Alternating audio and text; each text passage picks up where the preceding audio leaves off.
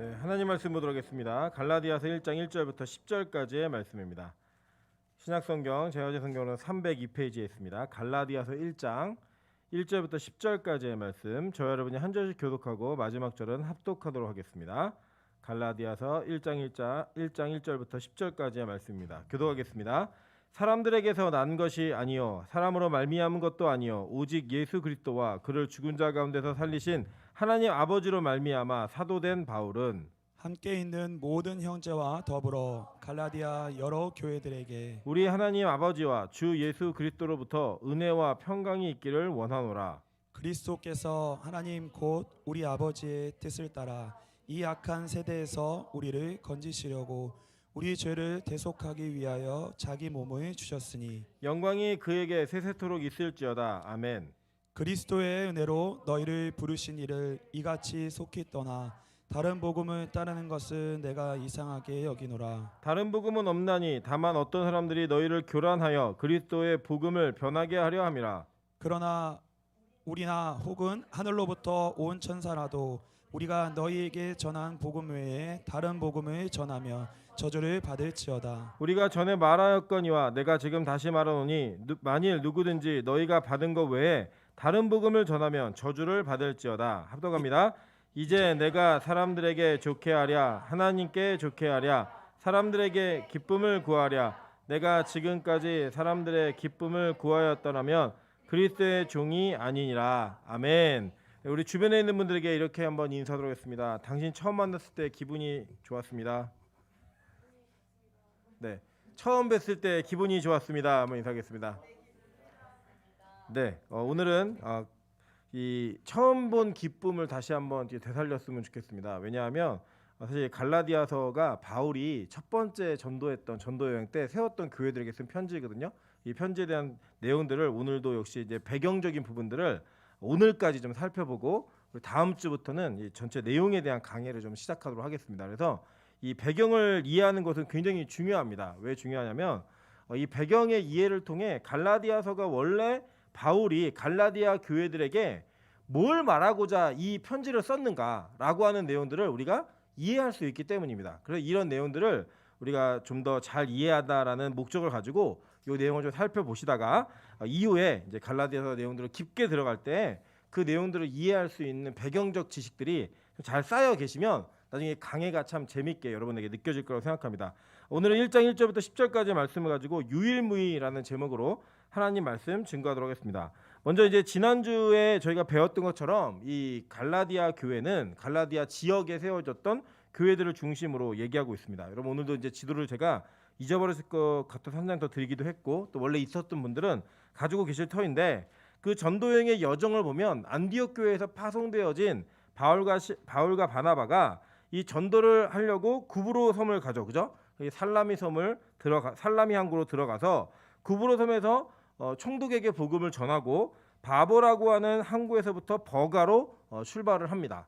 그래서 이 버가라고 하는 이 밤빌리아 지역에 들어갔을 때 여기서 마가가 이 버가로부터 도망가죠, 그죠? 나 힘들어 도저히 못 해먹겠다 도망가고 이 바울과 바나바가 그때부터 이 비시디아 안디옥 그리고 이고니온 루스드라 더베까지 복음을 전하러 갈 때 그들이 어딜 중심으로 복음을 전했다고 얘기했죠?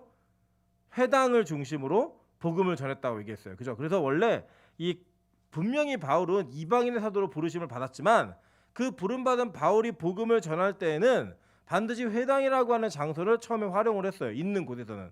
활용을 하면서 거기서 누구에게 전도를 했냐면 하나님을 경외하는 사람들, 즉 이방인들인데 이 하나님에 대한 율법들이나 유대교의 그 전통들에 대한 내용들을 굉장히 존경하고 호의적인 마음으로 그 율법들을 접했고 구약의 내용들을 접했던 사람들, 그들에게 복음을 전했습니다. 왜냐하면 잘 이해하셔야 돼요. 이 신약은요, 독립적으로 존재할 수가 없습니다. 왜 그러냐면요, 이 구약과 신약은 예수 그리스도를 연결 지어내는 하나의 약속들이에요. 그래서 구약을 정확히 이해해야 하지만 오시는 예수님이 어떤 분인지를 알았다라는 거예요. 여러분 잘 기억하셔야 됩니다. 이 갈라디아서까지만 하더라도요, 어떤 일이 있냐면 이 내용 중에 이 복음을 전해주고 전하는 사람들에게 주된 내용이 뭐냐면 너희가 그렇게 기다리던 메시아가 왔다예요. 지금 현대 교회는 그 예수님께서 올라가셨다가 다시 오신다잖아요. 물론 이때에도 그 메시지가 있지만 그때는 예수가 보편적으로 이해됐던 시대가 아니었기 때문에 예수님을 정확하게 가르치고 이해시키기 위해 했던 일이 뭐냐면 구약에 말하고 있는 예수가 바로 구약에 말하고 있는 메시아가 바로 이 예수다. 이거를 증명하는 것을 먼저 했어요.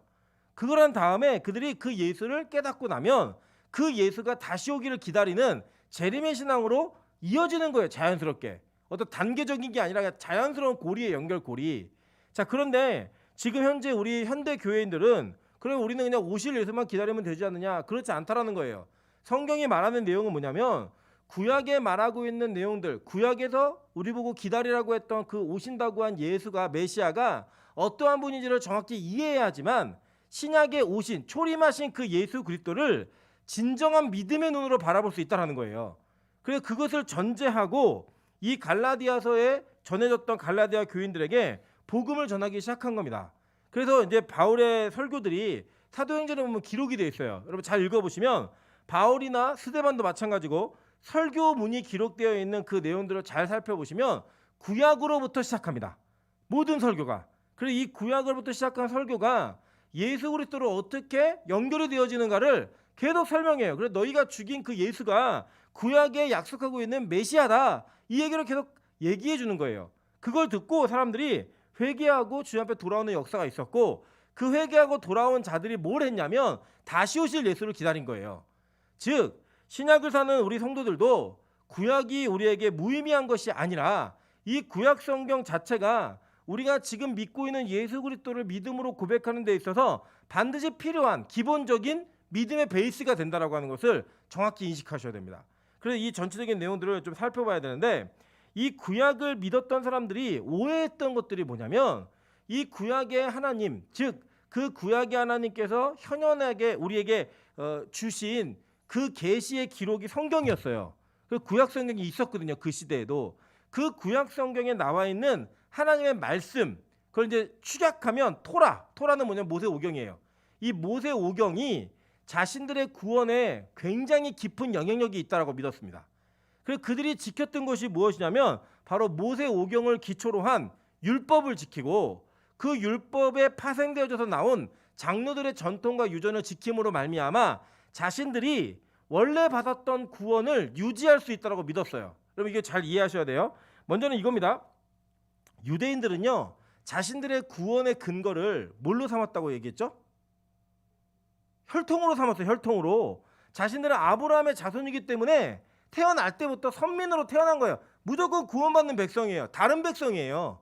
그러니까 자신들은 아브라함의 혈통을 가졌기 때문에 우리는 구원받은 백성이다 이거였지 그들의 율법을 구원받으려고 지킨 건 아니에요. 그 율법은 왜 지켰느냐? 구원받은 자가 이 구원 안에 머무르기 위해서 율법을 지킨 거예요. 즉 무슨 내용이냐면 내가 구원받은 자인데 이 율법을 완수해내고 율법을 지킴으로 말미암아 내가 받은 구원, 얻은 구원으로부터 탈락하지 않겠다예요.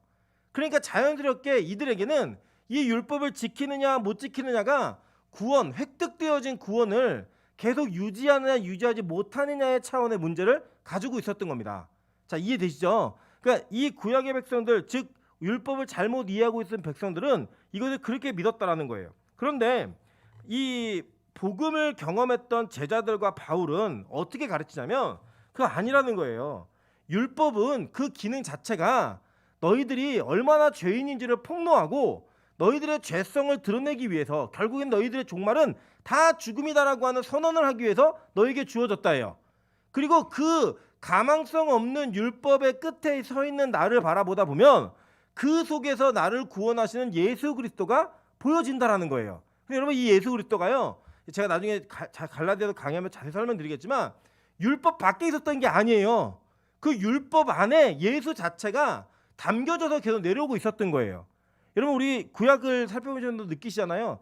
구약 성경에 있는 많은 사건들과 많은 인물들 이게 다 예수 그리스도의 모형이라고 제가 가르쳤죠. 그죠? 타이폴로지라고 얘기해서 구약에 나와 있는 그 예수 그리스도의 모형을 바라보며 이 구약의 백성들 성도들이 누굴 믿었다고요? 예수를 믿음으로 말미암아 구원을 받은 거예요. 그래서 그 구원받은 구원은 구약 시대에도 역시 믿음 때문에 구원받은 백성이다. 이걸 얘기하는 게 갈라디아 전체 요지예요, 요지. 예, 그 요지적인 차원에서 지금 이 문제가 발생하기 시작했어요. 어떤 문제가 발생했냐면 이 바울이 갈라디아 교회들, 이 지금 1차 전도여행을 지나다니면서 복음을 전했던 교회들이 예수를 믿음으로 말미암아 구원받는다라고 하는 그 사실을 믿고서 그들이 율법으로부터 자유함을 선언하기 시작한 거예요. 자, 그랬더니 이것을 굉장히 어렵게 생각한 사람들이 누구였냐면 기존의 율법을 잘 지키고 있었던 유대인들이에요.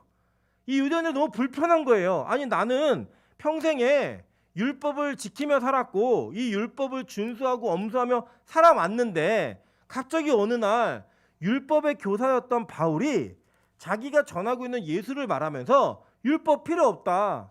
율법 때문에 구원받는 게 아니라 믿음 때문에 구원받는 거다라고 얘기하면서 자신들이 지켜왔던 모든 삶을 송두리째 다 잘못됐다라고 말하면서 진짜 지켜야 될 것이 무엇인가를 가르치니까 열이 받는 거예요.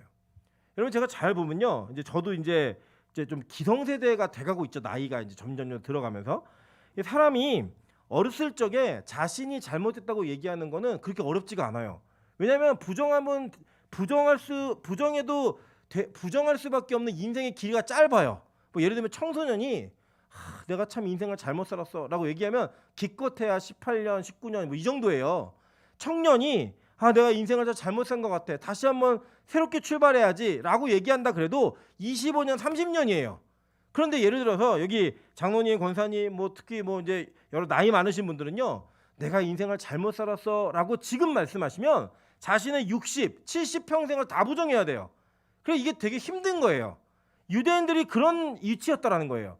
자기가 평생을 지켜왔던 율법을 이게 아니라 복음을 받아들이는 것은 자신 자체가 부정됐다라고, 내가 잘못됐다라고 선언하고 인정하지 않으면 이걸 받아들이기가 너무 어려운 거예요. 그래서 분쟁이 벌어집니다.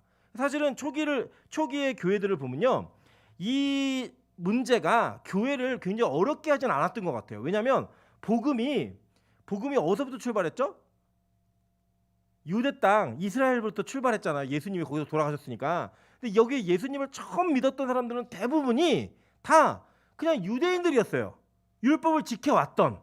그들에게는 할례를 받아야 돼, 안 받아야 돼, 이런 거는 별로 질문이 되지 않았어요. 왜냐하면 이미 난 지 8일째 다 할례를 받았기 때문에 받은 사람들이 예수를 믿었던 거지 받을 사람이 예수를 믿거나 이러진 않았습니다.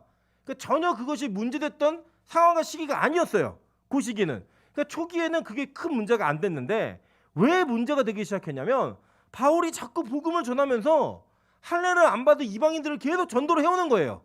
전도했고 이 사람이 예수를 믿는다고 말하기 시작하면서 할례를 받지 않은 채 우리가 예수를 믿는다라고 고백하고 천국에 대한 고백을 하기 시작하니까 이게 문제가 된 거예요. 결국 이 문제가 어디까지 오느냐? 결국 예루살렘 교회. 그때는 이 예루살렘 교회가 전체 교회의 대장교회예요. 머리교회. 그리고 이 대장교회가 뭔가를 결정해주고 판단해주는 것이 전체 교회의 뜻이고 의지였습니다. 여러분, 이게 이제 어디 형태에서 볼 수 있냐면 지금의 캐톨릭 아시죠? 이 캐톨릭은 자신들이 각자 자기 많은 견해를 갖고 있다 할지라도 저 바티칸 로마 교황청에서 이거는 이거야, 이런 낙태는 죄야 그러면 전체 모든 세계의 천주교 전체가 다 낙태는 죄라고 선언해야 돼요. 이거를 반항하면 막 파문당하고 막 이래요. 그래서 이 카톨릭은요, 자신 그 로마 교황청의 교황의 성경 해석이 전체 성경과 같은 권위를 지닙니다. 실제로는. 그래가지고 그들은 교회의 뜻이 분명해요. 근데 개신교는 교회마다 다르죠, 그죠? 뭐 이쪽 교회는 이렇게 가르치고 저쪽 교회는 저렇게 해서 여러 가지 달라요. 근데 그러나 그 가르치는 기준은 뭐예요? 성경이에요, 성경. 그 성경을 기반으로 가르친다는 거예요. 어찌되었든 간에 이 당시에는 예루살렘 교회가 그 역할을 하고 있었던 교회예요. 그래서 예루살렘 교회로 이 문제를 보냅니다. 자, 우리 1번 한번 볼게요. 간지. 사도행전 15장 1절부터 11절입니다. 어떤 사람들이 유대로부터 내려와서 형제들을 가르치되 너희가 모세의 법대로 할례를 받지 아니하면 능히 구원을 받지 못하리라 하니 바울 및 바나바와 그들 사이에 적지 아니한 다툼과 변론이 일어난지라. 형제들이 이 문제에 대하여 바울과 바나바와 및 그 중에 몇 사람을 예루살렘에 있는 사도와 장로들에게 보내기로 작정하니라. 그들이 교회의 전송을 받고 베니게와 사마리아로 다니며 이방인들이 주께 돌아온 일을 말하여 형제들은 다 크게 기쁘게 하더라. 예루살렘에 이르러 교회와 사도와 장로들에게 영접을 받고 하나님이 자기들과 함께 계셔 행하신 모든 일을 말하매 바리새파 중에 어떤 믿는 사람들이 일어나 말하되 이방인에게 할례를 행하고 모세의 율법을 지키라 명하는 것이 마땅하다 한지라. 사도와 장로들이 이 일을 의논하러 모여 많은 변론이 있은 후에 베드로가 일어나 말하되 형제들아 너희도 알거니와 하나님이 이방인들로 내 입에서 복음의 말씀을 들어 믿게 하시려고 오래전부터 너희 가운데서 나를 택하시고 또 마음을 여시는 하나님이 우리에게와 같이 그들에게도 성령을 주어 증언하시고 믿음으로 그들의 마음을 깨끗이 하사 그들이나 우리나 차별하지 아니하셨느니라. 그런데 지금 너희가 어찌하여 하나님을 시험하여 우리 조상과 우리도 능히 매지 못하던 멍에를 제자들의 목에 두렸느냐. 그러나 우리는 그들이 우리와 동일하게 주 예수의 은혜로 구원받은 줄을 믿노라 하니라. 자, 이 내용이 이제 이해가 되시죠? 그죠? 예루살렘 교회를 보내갖고 이 문제를 처리해달라고 얘기한 거예요. 그러니까 한마디로 얘기하면 쉽게 얘기하면 재판을 건 거예요. 이 재판을 걸었는데 이 모든 것들을 정리할 때 베드로가 이걸 딱 정리를 해요. 이 베드로가 이걸 왜 이렇게 정리가 쉽게 됐냐면 여러분 잘 기억하시면 사도행전 10장에 보면요. 베드로가 이방인에게 복음을 전하는 장면이 나옵니다. 그게 누구예요? 고넬료. 그죠? 이 고넬료는 원래 백부장이었잖아요. 근데 이 고넬료를 만나기 전에 하나님께서 베드로에게 꿈인지 생신이 모르는 비몽사몽간에 환상을 하나 보여주세요. 그 환상이 뭐였죠? 하늘로부터 보자기에 짐승들이 내려오는데 레위기 11장에 나오는 먹지 못할 짐승이 포함된 모든 짐승들이 다 담겨 내려오는 거예요. 그래서 그 하나님의 음성이 들리는데 내용이 뭐냐면 야 이거 먹어 이렇게 얘기했어요. 그러니까 베드로가 뭐라고 얘기해요? 주여 그럴 수 없나. 이게 말이 안 되는 거예요 여러분. 종은요 주인이 시키는 대로 해야 되는데 주님 그럴 수 없습니다 라고 얘기한 거는 베드로가 주인을 이긴 거예요. 누가 그래요? 그 우리가 그러잖아요. 그죠? 이 베드로가 이것을 거절을 해요. 그랬더니 뭐라고 주님이 얘기하시면 야 내가 깨끗하게 한 거를 네가 왜 더럽다고 얘기해? 이렇게 말하는 것을 듣고 깼어요. 그리고 난 다음에 베드로가 자기를 찾으러 온 고넬료의 사람들을 만나죠. 그죠? 그래서 가서 복음을 전해서 그들에게 성령이 임하고 그들이 복음으로 말미암아 예수를 영접하는 일들이 벌어지는 것들을 눈앞에서 보게 됩니다.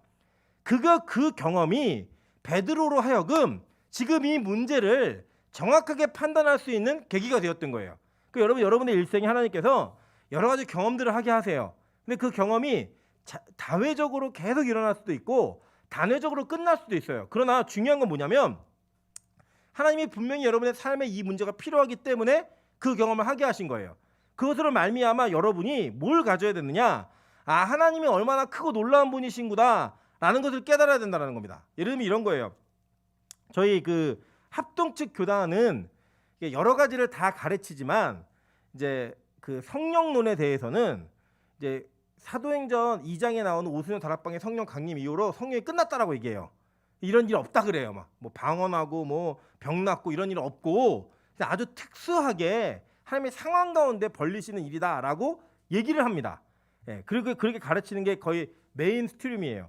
반대로 그 안에서도 이거 아니다라고 얘기하시는 분들도 물론 계시지만 제가 보기에는 다 자기들이 체험한 대로 가르치는데 요 말이 좀 외람될 수도 있지만 제가 느끼고 제가 경험했던 바로는 학교 교수님들은 그렇게 기도를 열심히 안 하세요.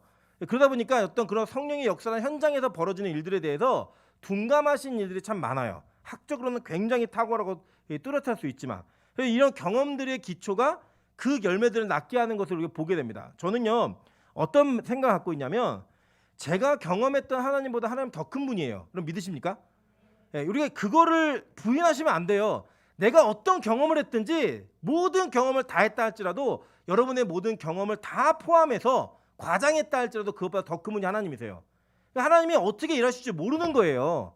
어떻게 역사하실지 모르는 거라고요. 그래서 그 문제를 가지고 우리가 내 스스로 내 판단과 내 선의 기준을 가지고 이거 맞다 틀리다라는 거를 너무 쉽게 말해서는 안 된다라는 겁니다.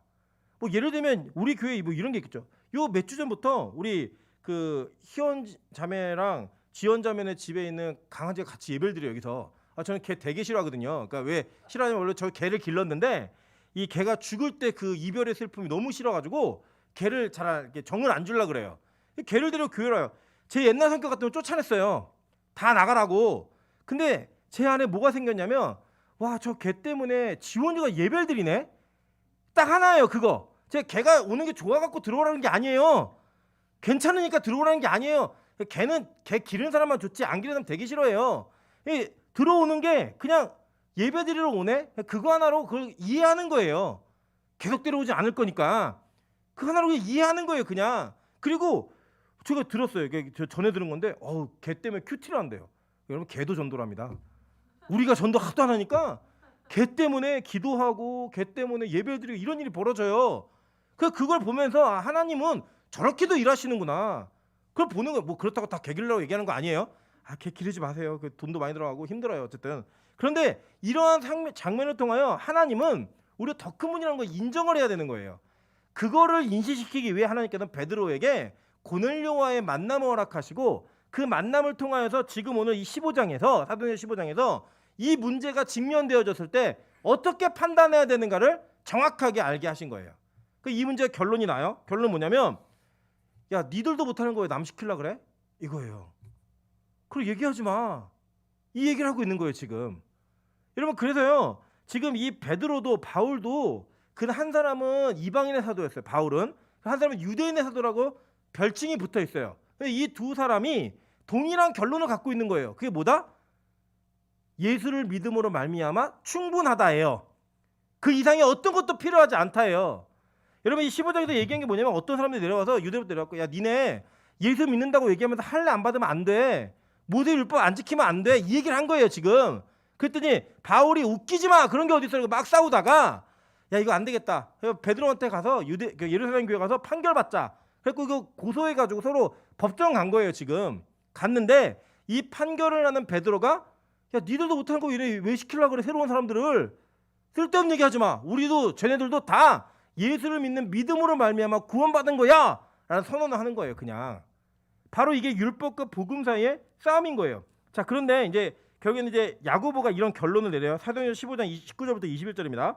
그러므로 내 의견에는 이방인 중에서 하나님께로 돌아오는 자들에게 괴롭게 하지 말고 다만 우상의 더러운 것과 음행과 목매어 죽인 것과 피를 멀리하라고 편지하는 것이 옳으니, 이는 예로부터 각 성에서 모세를 전하는 자가 있어 안식일마다 회당에서 그 글을 읽음이라 하더라 라고 얘기해요. 자, 이게 뭐냐면 이거 지켜야 된다 이게 아니에요. 그러니까 전체 율법 중에 요 네 가지는 좀 지키게 하자. 그게 뭐야? 첫 번째는 우상의 더러운 것. 그러니까 제사 드렸던 음식 먹지 말라는 거예요. 두 번째는 뭐예요? 음행. 그죠? 세 번째는 목매어 죽인 것. 네 번째는 피를 멀리해라. 요거예요. 요게 여러분 꼭 지켜졌느냐? 잘 보세요. 바울이 고린도전서에서 뭐라고 얘기했냐면, 우상의 제물 그거 먹어도 된다 안 된다? 된다 해요. 그냥 먹어도 상관없어. 우상이라는 거 존재하지도 않아. 먹어도 상관없는데 내가 먹는 것 때문에 너들 시험 들까 봐 내가 안 먹는 거야. 이렇게 얘기했어요. 맞죠? 기억나시죠? 아디아포라라고 이렇게 되고 저렇게 되는 문제인데 내가 무언가를 했을 때 시험 들까 봐 안 하는 거야. 그걸 믿음이라고 얘기했어요. 그러니까 이거 먹어도 된다요 안 된다요? 되는 거예요. 큰 의미 없는 거예요. 음행은 해도 돼요 안 돼요? 이걸 된다 그러면 안 돼요? 예, 그러니까 안 되는 거 그냥 안 된다고 얘기한 거예요. 그죠? 그리고 이제 피채 먹는 거 먹어도 돼요 안 돼요? 선지 드시는 분들 다 그럼 지옥 갑니다. 이거 다 먹어도 되는 건데, 이게 안식일마다 회당에서 이 글을 계속 읽고 가르쳐서 이런 문제의 어떤 습관들이나 이방인들이 살았던 방식이 너무나 문란해가지고 이게 복음으로 융합되기 힘드니까 이 정도의 기준은 지키라고 권면하면 좋겠다. 이런 개념이에요. 이해되시죠? 예. 그래서 얘기한 게 그 네 가지예요. 그러니까 이 야고보도 역시 마찬가지예요. 복음의 본질을 건드린 게 아니라 너희들이 복음을 지켜가는 데 있어서 최소한 필요한 거 요것쯤은 해줬으면 좋겠다. 이 정도예요. 예를 들면 여러분 제가 이렇게 한번 설명해 볼게요. 여러분이 예를 들어 비키니를 입고 교회를 오는 거 와서 예배 드리는 게 돼요 안 돼요? 에? 아니 그러면 해변교회에서는 어떻게 할 거예요? 제가 진짜 봤다니까요. 제가 그 어떤 일에서 필리핀에 가갖고 이제 무슨 하게 주의를 끼고 이렇게 있는데 그 보라카이 섬이 이게 많이 공개되지 않았을 때 거기 예배를 드린 적이 있어요. 그랬더니 정말 외국인 할머니께서 비키니를 입고 예배 드리러 오셨어요. 그럼 어떻게 해야 돼요? 저희가 막 왜 헐벗냐고 그러니까 막 옷 입히고 막 이래야 돼요? 그 자연스러운 거예요. 그냥 거기서는. 물론 우리 교회에서는 안 되겠죠. 왜 안 되는 거냐면 주님이 싫어하셔 이게 아니고요. 문화적으로 안 되는 거예요. 그냥. 그러니까 비키니를 입고 예배 드리면 하나님 예배 받으세요 안 받으세요? 받으세요. 네, 받으시는데 우리 문화적 정서상 여기서 예를 들어서 우리 혜영 집사가 비키니 입고 예배 드린다. 그럼 우리 시선이 어떻게 되겠어요?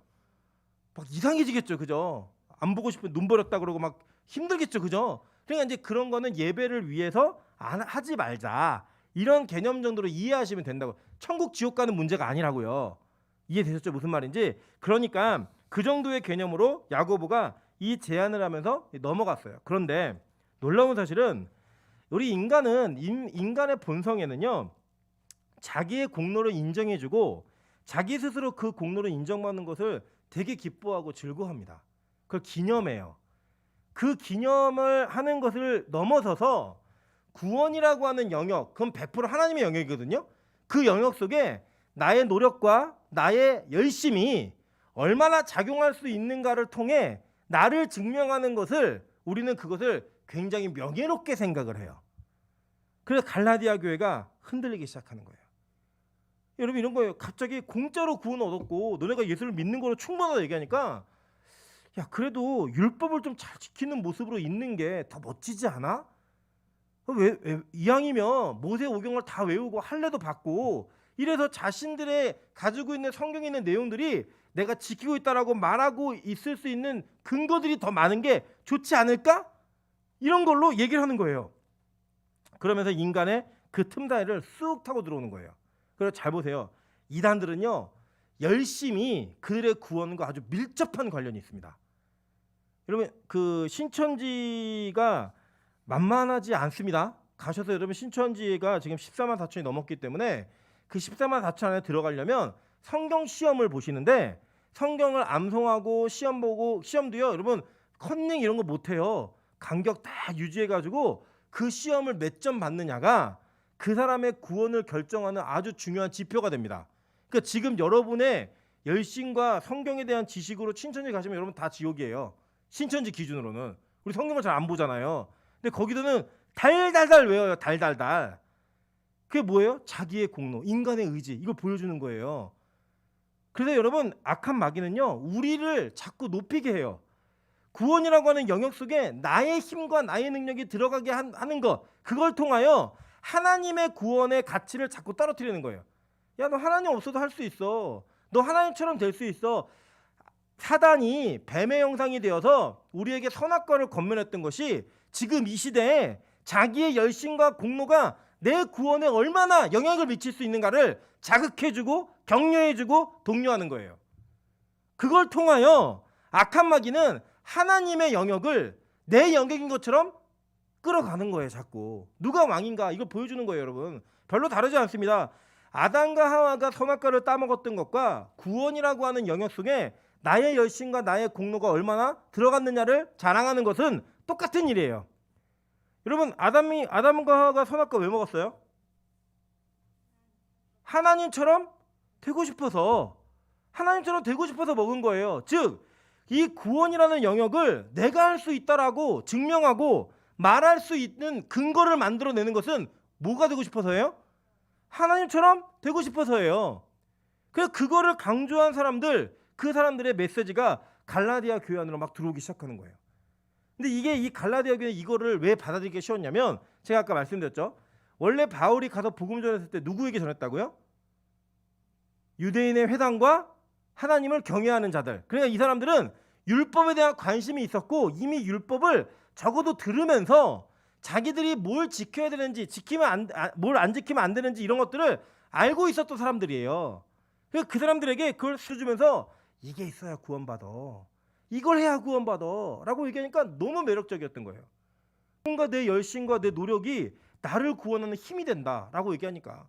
그 여러분, 불교에 있죠, 뭐 108배, 그죠? 1000 몇 번 하는 거 있죠, 그죠? 그거 뭐 하면서 이렇게 뭐 하잖아요. 예. 그걸 열심히 하면 뭐가 이루어진대요. 내 기도가 이루어지고 내 뭐가 이루어진다. 이러한 것들이 너무나 깊이 한국 교회에 들어와 있어요. 왜 그러냐면 이 한국 그 민족 정서가 열심과 성격 급함, 그리고 뭔가 열심히 최선을 다해서 막 바지런하게 움직이면 된다라고 하는 확신, 이런 걸로 가득 차 있는 민족이다 보니까 기도도 그렇게 하는 거예요. 여러분, 잘못된 금식기도 이런 게 뭐냐면, 하나님, 내가 이거 금식하면서 내 이 금식을 하기 때문에 반드시 이 기도는 이루어집니다. 이루어져야만 합니다.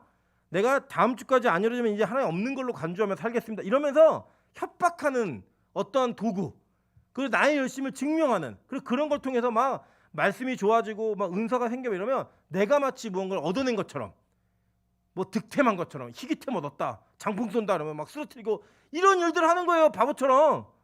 그러면 자기를 자랑하는 거죠. 여러분 그런 그 잘못된 사역자의 특징이 뭔지 압니까? 자기의 공로와 열심을 사람들에게 계속 얘기해줘요. 계속. 잘 이해하셔야 돼요. 진짜 복음을 온전히 전한 사람들은요, 내가 왜 이렇게 이끌려 왔는지 그것이 다 하나님의 은혜라고 얘기하는 사람들이에요. 근데 올바르지 않은 사람들은 내가 이걸 이루어냈다 해요. 되게 재밌습니다. 저희 어머니 목사님께서 하시는 말씀 중에 사람의 말을 잘 듣다 보면 하나님을 자랑하는 것 같은데 자기 자랑하는 사람이 있고, 자기를 자랑하는데 하나님 자랑하는 사람이 있대요. 그래서 제가 그걸 보니까 이게 맞는 말 같아요. 자기를 막 자랑하는 것 같아 듣다 보면 그 사람의 대화의 모든 배경에는 다 하나님이 있어요. 다 하나님이 있어요. 여러분 그 가끔 이제 가까이서 안 보시니까 모르지만 저희 이제 아내가 처음에 저희 집에 시집을 와가지고 저희 어머니를 만나면서 충격적으로 느꼈던 게 한 가지가 뭐냐면, 저희 어머니가 집에 들어갈 때마다 저희 아내를 맞으시면서 대화하다가 말끝마다 오늘 설교 되게 좋았지. 그러면서 설교를 틀어놓고 설교 너무 좋지. 이러면서 막 얘기하더라고요. 그게 어떤 거냐면 가수가 자기 노래 불러놓고 노래 틀어주면서 이 노래 진짜 좋지. 이 노래 짱이지. 막 이거 캡종이지. 막 이거 얘기하는 거예요. 그리고 자기 그럴 때 저한테 직접 얘기 안 했는데 나중에 얘기한 건데, 어머니가 심한 자뻑인가? 자기가 설교해놓고 맨날 그 설교가 좋다고 얘기하는 게 자뻑인가? 이렇게 얘기했대요. 근데 오랜 시간 지나고 나서 보니까 저희 어머니가 뭐라고 얘기하시냐면, 나도 내가 무슨 말 하는지 몰라. 나도 내가 성령에 붙들려갖고 무슨 말 하는지 몰라서 하고 난 다음에 성령께서 무슨 말씀하셨니 나도 듣는 거야. 그러면 나도 은혜 받는 거야 라는 게 진짜라는 걸 안 거예요. 처음엔 누구 자랑하는 것 같았어요? 저희 아내가 볼 때는 저희 어머니는 자기 자랑하는 것 같았어요. 근데 그 자랑 뒤에 뭐가 있다고요? 하나님이 일하신 그 성령의 역사를 자랑하더라는 거예요. 계속 나는 미천한데, 나는 부질없는데. 저는 어땠냐면요, 저는 되게 겸손했어요. 표현은 제가 30대 초반 중반 이때까지만 해도요 되게 겸손했어요. 뭐 말이나 폼새나 뭐 누가 봐도 와, 저 사람은 참 겸손한 사람이네 느낄 정도로 저는 자기 위장을 쫙 잘했던 사람이에요. 근데 그 안에 뭐가 있었냐면, 나 정도니까 이만큼 하지, 나니까 이렇게 할 수 있지, 누가 이렇게 하겠어, 뭐 이런 내용들, 막 그런 내용들로 저의 인생을 막 치장했어요. 치장했는데 돌아보고 나면 다 거기 누구 자랑이에요? 다 자기 자랑이었던 거예요. 하나님이요 그 정체를 드러내신 거예요. 너 이런 놈이었지? 그러면서. 그리고 난 다음에 지금은 정말로 저는 자랑할 게 없는 사람이라는 거를 여러분도 아시고 저도 알아요. 우리 모두가 다 공감할 수 있는, 그렇게 만들어지는 거예요. 그 진짜 복음은요 자신을 자랑하지 않아요. 진짜 복음의 사람은 자신이 무엇을 했는지도 기억하지도 못해요. 얘기할 수도 없어요. 왠지 아세요? 다 하나님이 하셨기 때문이에요. 정말 하나님이 하셨기 때문이에요. 제가 요새 참 은혜 받는 거는 그 저희 아내가 그 원래 그 처녀 때부터 꿈이 교수였어요. 대학 교수. 그래서 대학 교수가 되고 싶어갖고 별의 별짓을 다 했습니다. 자기 선임 그 스승 교수님한테 그 수업 하나 따고 싶어갖고 안양에서부터 평창도까지 생일 파티 해준다고 케이크 들고 그 앞에 서 있고, 와인 사다가 갖다 바치고, 뭐 교수님 면허 취소됐다고 그 면허 시험장 갔다 왔다 하고 학교 태워다주고 집에 데려다주고 그런 일들을 해갖고 자기 힘으로 따낸 게 경희대학교 교양수업 딱 한 학기 하고요 더 힘 있는 교수가 와갖고 자기 잘랐어요. 그래서 이제 내 힘으로는 여기까지구나. 그리고 끝났어요 모든 게. 그리고 예배드리다가 아무것도 없는 무에서 하나님이 유를 창조하셨어요. 그래서 다음 학기부터 학교를 옮겨서 자기 모교에 가서 수업을 하는 교수가 됩니다. 저희 아내가 요즘 맨날 하는 말이 뭔지 아세요? 다 하나님이 하셨어요. 다 하나님이 하셨어요. 너무 그렇게 얘기하니까 주변에서 야 그럼 네가 너무 없어 보이잖아. 그냥 네가 뭐 열심히 했다고도 좀 얘기를 해. 이렇게 말할 정도로 만나는 사람마다 다 하나님이 하셨다고, 다 하나님이 하셨다고 이렇게 얘기할 수 있는, 저는 그런 이 사모가 된 게 너무 좋아요. 너무 감사해요 진짜로. 여러분 거기까지 갈 때까지요 뭐 여러 가지 싸움들이 있었겠죠. 자기를 버리는 싸움, 자기가 무너지는 것들 진짜 많았겠죠. 근데 그 일 끝에 하나님이 일하시면 진짜 그 고백이 나오더라는 거예요. 갈라디아서는요 그거 얘기해 주는 거예요. 너 아무것도 아니라고 말해야 돼. 네가 한 게 아무것도 없어. 네 힘으로 할 수 있는 게 아무것도 없고 다 주님이 하시는 거야. 이걸 가르치는 거예요. 근데 흔들리는 거예요. 어떻게 흔들냐 보니까요. 갈라디아 2장 4절부터 5절입니다. 이는 가만히 들어온 거짓 형제들 때문이라. 그들이 가만히 들어온 것은 그리스도 예수 안에서 우리가 가진 자유를 엿보고 우리를 종으로 삼고자 함이로되 그들에게 우리가 한시도 복종하지 아니하였으니 이는 복음의 진리가 항상 너희 가운데 있게 하려 함이라. 그러니까 복음의 진리가 흔들리면 계속 흔들리는 거예요, 여러분이. 내가 대단하지, 내가 11조도 하고 있지, 내가 권사지, 집사지, 장로지.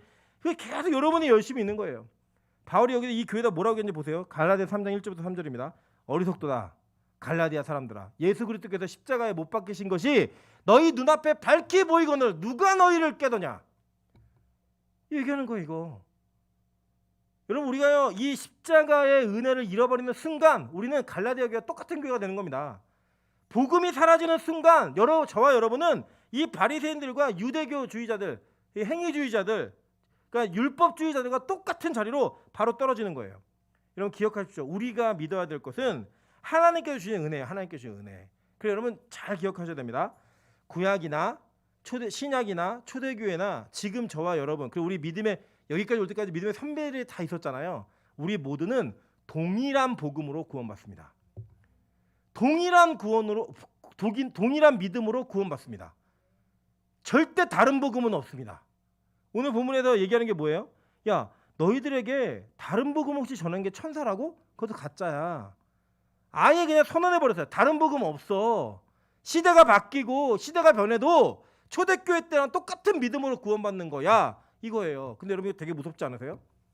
초대교회 성도들은 그 믿음을 가지고 자기의 인생을 다 주님 앞에 올인하며 살았어요.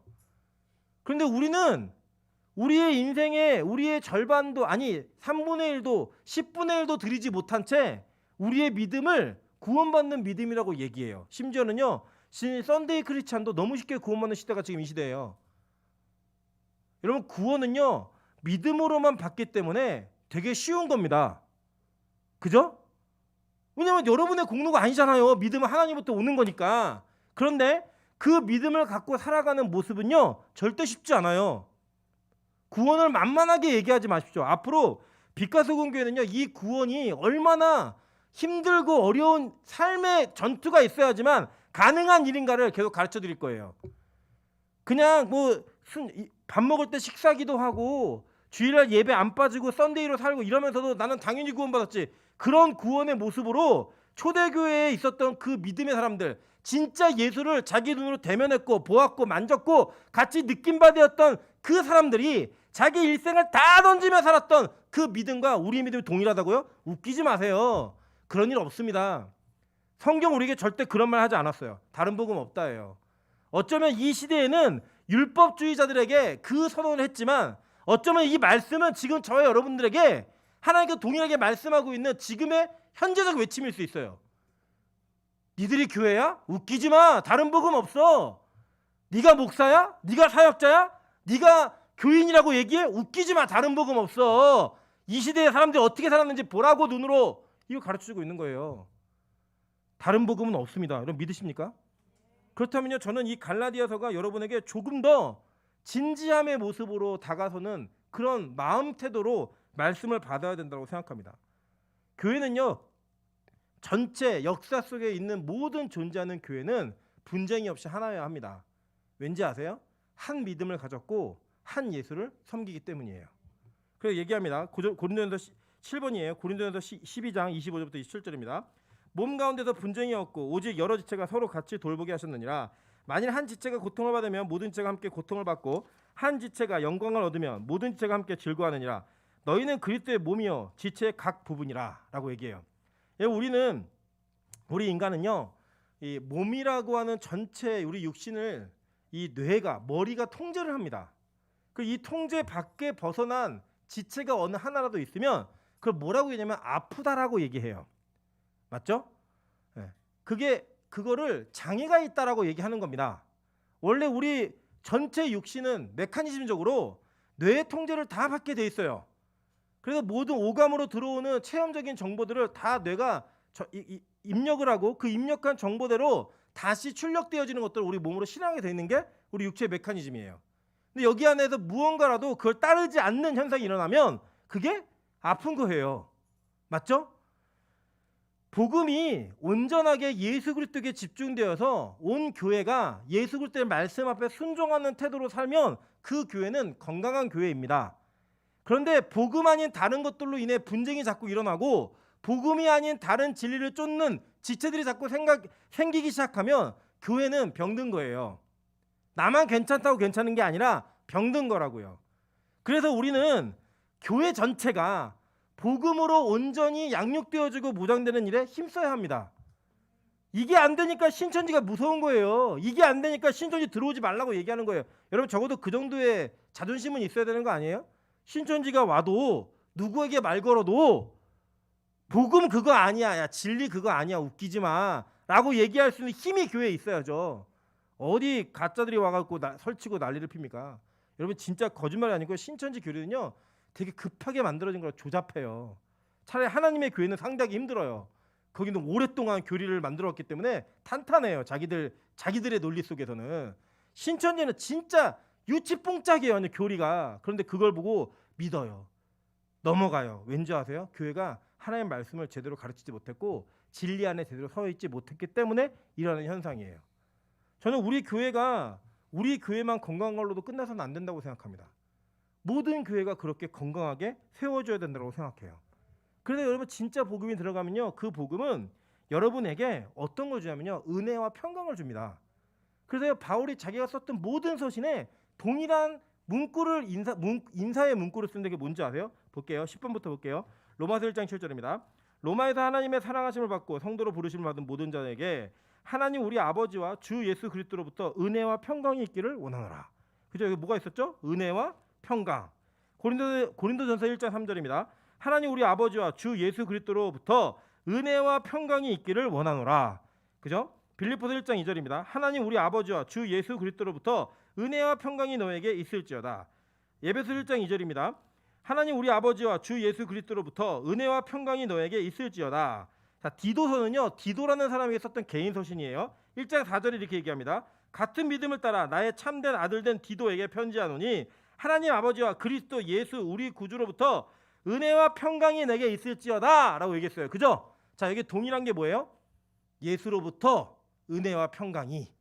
물론 이제 자기 사랑하는 진짜 영적인 디모데에게 긍휼이라는 단어 하나 더 넣지만 동일한 건 뭐냐면 그리스도로부터예요. 그러니까 여러분의 믿음이 다른 근거로부터 있잖아요. 항상 불안해요. 항상 두렵다고요. 예를 들면 이번 주에 여러분 평생에 주일날 안 빠진 것 때문에 여러분의 구원의 근거를 삼고 있는 분들은요, 주일 한번 빠지면 두려운 거예요. 이거 나 지옥 가면 어떡하지? 여러분이 일주일 동안 죄를 안 지고 그래 딱 걸릴만한 일을 안 한 것 때문에 여러분 예배가 잘 되고 예배가 좋으시잖아요. 그리고 여러분이 그 일주일 안에 잘못된 일을 딱 한 번 하는 순간에 어떡하지? 나 지옥 가는 거 아니야? 이런 두려움이 있는 거예요. 왠지 아세요? 여러분은 여지껏 여러분의 구원의 근거를 여러분의 삶의 행위로부터 찾아왔기 때문이에요. 여러분의 삶의 공로로부터 찾아왔기 때문이에요. 그런데 나는 절대 구원받을 수 없는 존재이고 오직 예수 그리스도로부터 말미암는 그 은혜와 평강이 나를 구원한다라고 믿는 자들에게는요, 어떤 정죄함 속에서도 자유함이 있다고요. 이게 없으니까 예수 아닌 다른 것들이 믿음의 근거가 되니까 그게 빠지고 무너질 때마다 두렵고 힘든 거예요. 그래서 여러분 예수는요, 그러니까 설교 시간에 예수 아닌 다른 이야기하는 거는 진짜 정신 나간 짓입니다. 그걸 또 좋아하는 거는 다 정신 나간 교회예요. 구원의 유일한 근거가 예수 그리스도이고 그거 외에는 어떤 것도 우리에게 은혜와 평강을 줄 수 없는데 뭘 도대체 찾으시는 거예요? 뭘? 아까도 여기 방금 저희 예배하기 전에 같이 이게 그 샌드위치 먹으면서 이런저런 대화들을 나눴습니다. 제가 알고 있는 지인이 얼마나 돈을 잘 버는지를 막 얘기해 줬더니요, 온 청년들이 모두가 다 시선이 집중돼 갖고 조용히 다 있는 거예요. 그 마음과 눈빛 속에 부럽다 반짝반짝. 그러고 난 다음에요, 제가 예수 그리스도를 딱 얘기했더니 또 종교적인 얘기로 마무리가 된다, 또 영적인 얘기로 마무리가 된다 이러면서 급 실망한 모습들로 모두가 다 절망하는 모습이 있었어요. 여러분 보세요. 우리 안에는요, 우리가 이 세상에 가지고 있는 근거로부터 얻을 만한 소망이 조금이라도 있으면요, 여러분 그걸 따라갑니다. 막 쫓아가요. 그리고 그게 다인 것처럼 그걸 붙들어요. 그게 예수님이고 그게 하나님 것처럼 붙들어요. 실제로 한국교회가 그래왔고 그렇게 가르쳤어요. 여러분 그래서 한국교회 목사님들에게 진짜 예수님이 뭐였냐면요, 교회 크게 짓는 거예요. 그게 하나님이었어요. 교회 크게 짓는 게 하나님이었고 성도가 많이 늘어나는 게 하나님이었다고요. 그게 그냥 하나님 자체였어요. 그거를 잘하고 그걸 성공한 사람들은 하나님이 사용하시는 종이었고요. 그걸 못한 사람들은 맨날 자존감이 무너져가지고 어디 모임에도 제대로 못 나가고 맨날 작은 교회 목사고 소리조차 내지도 못했던 그런 실제적 현실의 문제들이 여지껏 계속 있어 왔어요. 여러분 그런데요, 이제 바뀌어야 된다고 생각합니다. 여러분 그게 하나님이에요? 아시잖아요. 그렇게 지은 교회가 얼마나 하나님을 욕되게 했는지 아시잖아요. 그걸 쫓았고 그걸 이루었다라고 하는 성도들이 얼마나 하나님을 얼굴에 먹칠하고 그 영광을 도둑질해 갔는지 여러분 보셨잖아요. 여러분 솔직히 까놓고 얘기해, 여러분이 그 위치에 가면 안 그러실 거라고 생각하십니까? 저는 절대 그럴 수 없다고 생각합니다. 우리가 욕하던 사람들, 우리가 욕하던 목사님들, 욕하던 교회들, 우리가 그 교회 위치가 되고 그런 위치로 가면요, 우리 더했으면 더했지 절대 덜할 사람들 아니에요. 그래서 지금부터 오직 예수만을 붙들어야 합니다. 지금부터 오직 예수 그리스도만이 여러분의 유일한 소망이어야 합니다. 여러분 그것을 진짜 믿는 믿음이 있어야지 된다고 가르치는 게 갈라디아서인 거예요. 저는 이 갈라디아서 강해를 시작하면서 제가 기대하는 건 딱 하나입니다. 하나님, 우리 비카소금교회 진짜 예수 그리스도를 믿는 믿음이 있게 도와주십시오.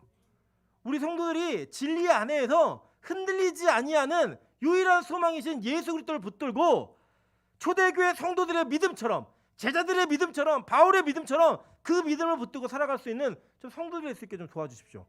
이게 딱 하나예요. 이것을 기대하시는 마음이었으면 좋겠습니다.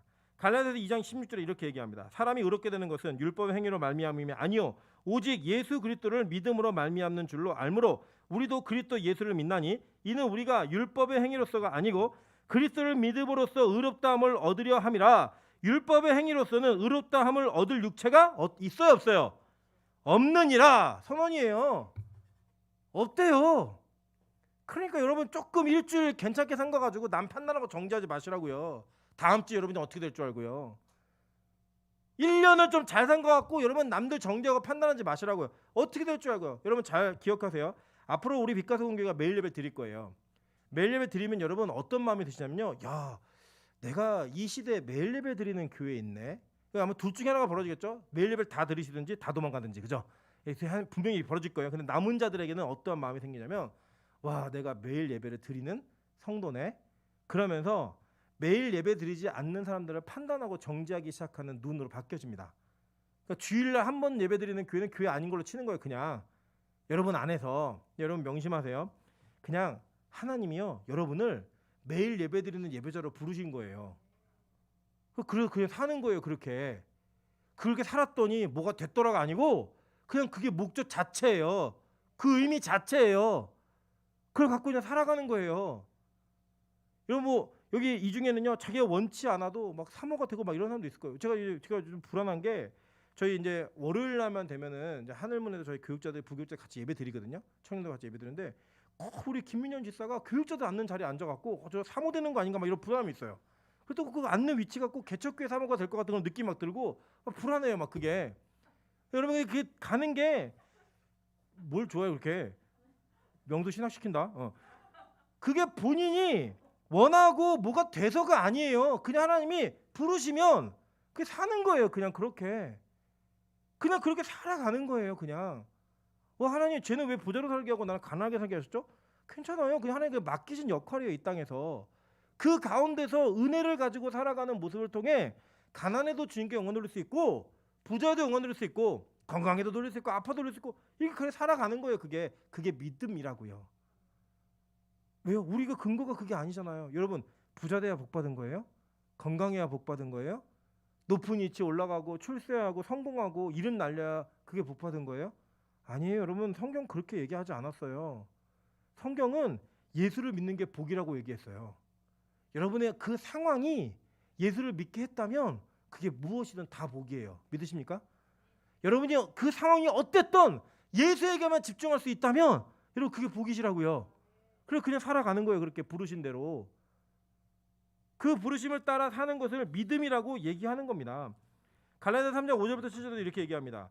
너희에게 성령을 주시고 너희 가운데서 능력 행하시는 이의 일이 율법의 행위에서냐 혹은 듣고 믿음에서냐 아브라함이 하나님을 믿음에 그것을 그에게 의로 정하셨다 함과 같으니라. 그런즉 믿음으로 말미암는 자들은 아브라함의 자손인 줄 알지어다라고 얘기했어요. 그죠? 행위 아니라고요. 정말 행위 아니라고 이렇게 반복해도요. 이 유교적 기독교의 영향을 받은 한국 교회는요.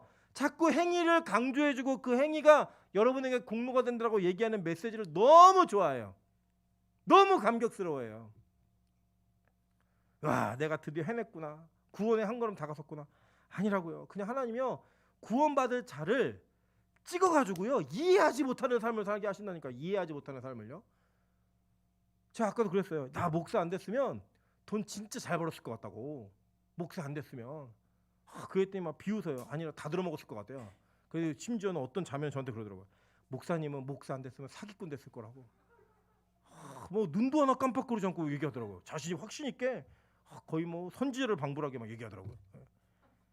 그래 맞아요. 하나님이요 저에게 목사를 시킴으로 말미암아 구원의 자료 이끄시기 위해 저를 그렇게 만들어 오신 거 기질적으로 안 맞다고요. 제가 아까도 제가 중학교 때 어떤 일을 했는지 막 얘기해 주니까 이주환 강사가 뭐라고 했냐면 와 목사님 주변은 목사님이 이렇게 먹구름과 저주를 몰고 다니는 사람이래요. 자기는 괜찮고 남들을 피해주는 가까이 하면 안 된다고 막 이러면서 부교육자가 와 저는 뭐 이런 교회 제가 이런 교회 있습니다. 그래 여러분 저는요 기뻐요. 뭐가 기쁘냐면 딱 한 가지예요. 그냥 하나님 나 같은 쓰레기를 행위로 구원받을 수 없는 존재를 은혜로 말미암아 구원하셨군요. 그래서 제가 목사로 살고 있다니까요, 여러분. 은혜 아닙니까? 여러분 우리 옆 사람에게 이렇게 인사하더라고요. 나는 당신이 수혜배드린 사람인지 몰랐다고. 보여 여기 봉균이가 앉아 있고요, 지원이가 앉아 있고요. 야 이거 이주환이 앉아 있어요. 이주환이 기적이다. 명수가 앉아 있고, 이거 기적 아닙니까, 여러분? 제가 기억합니다. 우리 그 목사님 안식월 가셨을 때 제가 수요예배 오면요 권사님 4분 앉아 계셨어요. 권사님 4분 앉아 계셨어요, 진짜로. 그랬더니 우리 교회가 이제는 예배드리는 사람들 한 부르셨다니까요. 와, 여러분 신기하지 않으세요? 이 교회 기억나시죠? 천장 이렇게 낮아가지고 이게 푹 들어가고 이런 교회에서 설교하면 수요일날 4분, 금요일 날 때 3분, 뭐 5분 이 정도 오셔가지고 그래 기도하던 교회가 이제는 그래도 제법 모여서 기도하고 있어요. 이게요, 여러분 목회자가 뭘 잘해서 된 게 아니고요. 하나님이 여러분을 택해서 부르신 거예요. 찍어가지고. 우리 옆 사람에게 이렇게 인사하도록 하겠습니다. 이제 놀 사람이 당신밖에 없습니다.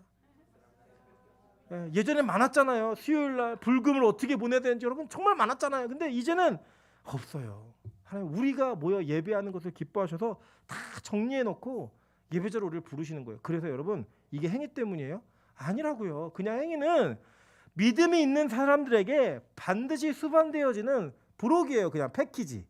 믿음이 있으니까 이끌림 받으니까 그 행동에 따라오는 거지. 행동을 이루어야지만 뭐가 되는 게 아니라고요. 이게.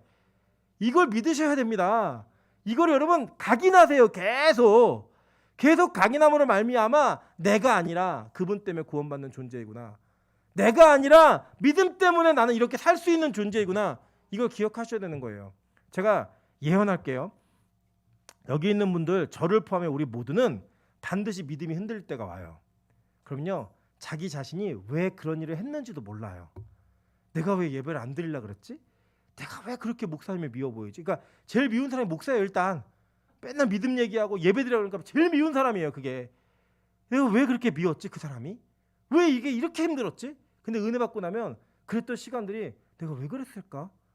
이렇게 된다고요. 그게 뭔지 아세요? 그 여러분의 행위가 여러분의 뭘 결정한 게 아니라 믿음이 흔들리고 흔들리지 않고가 여러분의 삶의 문제를 결정한 거라고요. 이거 이해되세요? 비유가? 여러분 진짜예요. 이 믿음이 여러분을 이끌고 가는 거예요. 이끌고. 우리는 끌려가는 인생이에요. 다. 이게 뭐예요? 성도의 견인. 끝까지 끌고 가시는 거예요. 하나님이. 여러분 제가 얼마나 이게 좋은 건지 말씀을 드릴게요. 만약에 믿음의 근거가 여러분이라면 우리 지옥 갈 수 있습니다. 다. 근데 믿음의 근거가 어디에 있어요? 하나님께 있으니까 그 완전하신 하나님께서 여러분 붙들고 끝까지 완수해 내시는 거예요. 그 우리 구원받는 존재가 되는 거예요. 갈라디아서가 계속 그걸 강조하면서 아니다. 행위 아니다. 오직 믿음이야. 믿음이야. 이거 얘기하는 거예요. 그러면 제가 여러분이 정말 도전합니다. 여러분 이 믿음이 있으십니까? 바울이 고린도 교회에게 이렇게 편지합니다. 17번 고린도후서 13장 4절부터 5절입니다. 그리스도께서 약하심으로 십자가에 못 박히셨으나 하나님의 능력으로 살아계시니 우리도 그 안에서 약하나 너희에게 대하여 하나님의 능력으로 그와 함께 살리라. 너희는 믿음 안에 있는가? 너희 자신을 시험하고 너희 자신을 확증하라. 예수 그리스도께서 너희 안에 계신 줄을 너희가 스스로 알지 못하느냐? 그렇지 않으면 너희는 버림받은 자니라. 제가 갈라디아서를 여러분에게 가르치고 얘기하고자 했던 목적은요, 여러분 다 구원받습니다가 아니에요. 오해하지 마세요. 여러분 어떻게 행위를 살아도 괜찮습니다, 하나님 구원하십니다, 이걸 가르쳐 드리고 싶었던 게 아니에요. 진짜는 이겁니다. 여러분 믿음이 있으면 반드시 구원받습니다.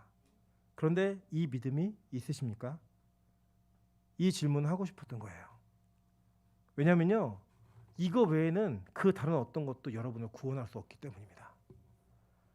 이거 외에는 그 어떤 것도 여러분을 구원의 자리에 근처에도 이끌 수 없기 때문에 여러분 이게 반드시 있으셔야 돼요.